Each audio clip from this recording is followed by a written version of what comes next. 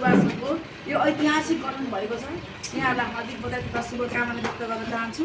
म मेरो कुरा पनि यही राख्छु। वास्तवमा युवा भनेको चाहिँ अरू पार्टीले जस्तो झन्डा र डन्डा बोक्न लाउने मात्रै होइन। श्रम संस्कृति पार्टीले श्रमको संस्कृतिलाई बीजारोपण गरेर यो देशलाई आमूल परिवर्तन गर्नका लागि युवा हो। यो युवा सङ्घ भनेको चाहिँ एउटा कच्चा पदार्थको फ्याक्ट्रीबाट पेलिएर त्यहाँ चाहिँ एउटा ब्रान्ड, एडिडासको ब्रान्ड हुन्छ कि केल्मीको ब्रान्ड हुन्छ कि के को ब्रान्ड निकाल्ने हो, त्यो ब्रान्ड चाहिँ समाजलाई हस्तान्तरण गर्छ। बुझ्नुभयो? श्रम संस्कृति पार्टीले युवाहरूलाई चुनावमा मात्रै होइन, अगाडि पछाडि हिँड्न सिकाउँदैन। कुनै नेताको दायाँ बायाँ सेक्रेटरी भएर हिँड्न सिकाउँदैन। अब युवाहरूलाई श्रम संस्कृति पार्टीले के गर्छ भने आज हेर्नुहोस्, 25 वर्षको एउटा जेन्जी युवालाई माननीय बनाएर पठायो। तपाईँहरूले आफ्नो क्षमता अभिवृद्धि गर्नुभएको खण्डमा तपाईँहरूलाई यही अनुहारहरूलाई भोलि युवा सङ्घलाई होइन, यो नगरपालिकाले वडा अध्यक्ष, वडा सदस्य, मेयर, उपमेयर के हुन्छ तपाईँहरूलाई पोस्टहरू दिएर तपाईँहरूको नेतृत्व विकास गरेर तपाईँहरूले देश परिवर्तन गर्नको लागि श्रम संस्कृति पार्टीले अगाडि बढाउँछ। त्यसको लागि तपाईँहरू रेडी हुनुपर्छ। आज तपाईँहरूले आधिकारिक रूपमा यो एउटा ऐतिहासिक बेला हो।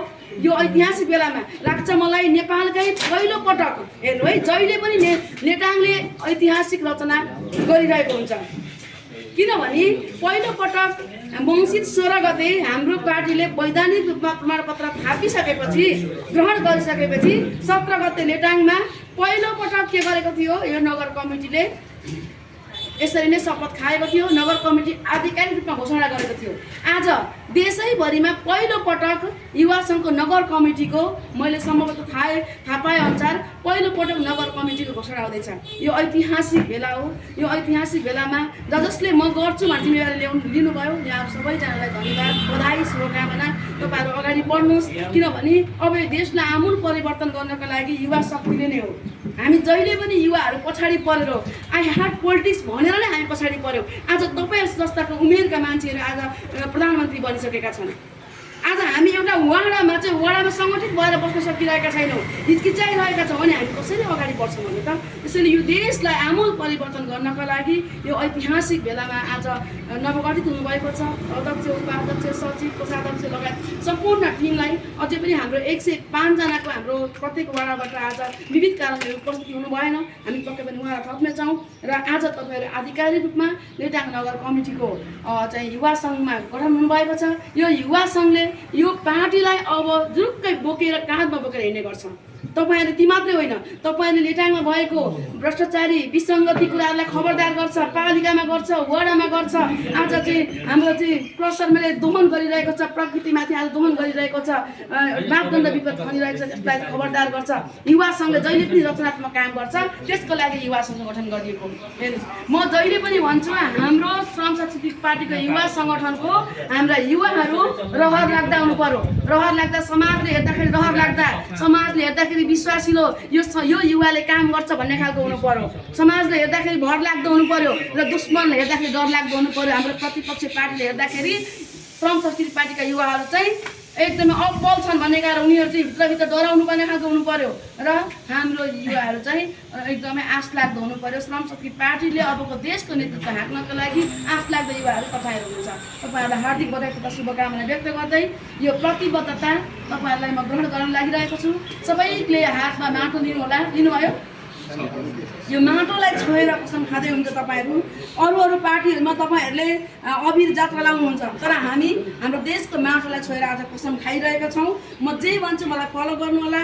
आफ्नो नाम भन्ने ठाउँमा आफ्नो नाम भन्नु होला, पद भन्ने ठाउँमा आफ्नो पद भन्नु होला, अरू सबै ऐजन भन्नु होला। हुन्छ ल, यो देशको माटो छोएर कसम खान्छु कि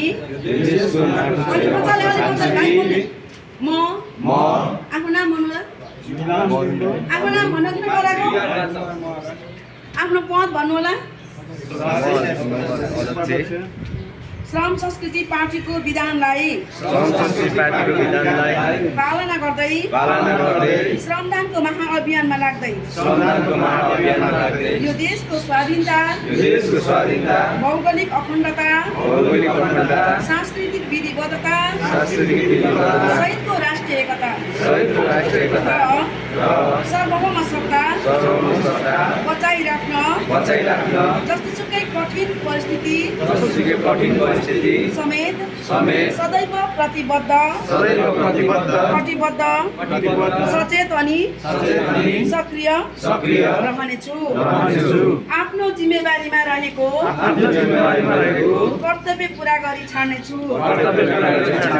एउटा सच्चा र स्वाभिमानी देशभक्त श्रमदाता बनेर श्रमदानको महाअभियानमा सदैव जोडिनेछु। प्रकृति, संस्कृति र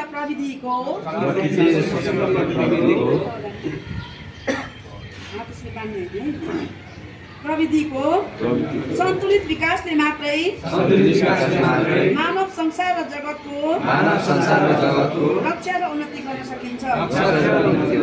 अनिवार्य श्रम र